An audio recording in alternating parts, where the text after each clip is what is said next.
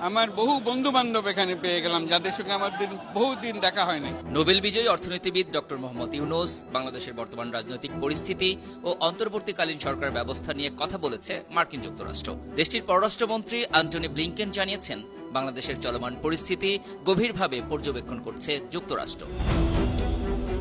মঙ্গলবার যুক্তরাষ্ট্রের ম্যারিল্যান্ড অঙ্গরাজ্যের আনাপোলিস শহরে অনুষ্ঠিত সংবাদ সম্মেলনে ফ্রান্স ভিত্তিক সংবাদ মাধ্যম এএফপির সাংবাদিকদের প্রশ্নের জবাবে এসব কথা বলেন অ্যান্টনি ব্লিংকেন। সেখানে উপস্থিত অস্ট্রেলিয়ার পররাষ্ট্রমন্ত্রী পেনি ওংও বাংলাদেশের বর্তমান পরিস্থিতি নিয়ে মন্তব্য করেন।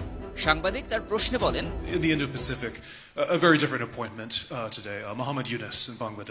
আমি আপনাদের সবাইকে এখানে থাকা ইন্দো প্যাসিফিকের মন্ত্রীদের এক ভিন্ন বিষয় নিয়ে জিজ্ঞাসা করতে চাই। বাংলাদেশের মোহাম্মদ ইউনূস বাংলাদেশ কোথায় যাচ্ছে, দেশটির স্থিতিশীলতা, এসব বিষয় নিয়ে আপনাদের কোনো মতামত আছে কি?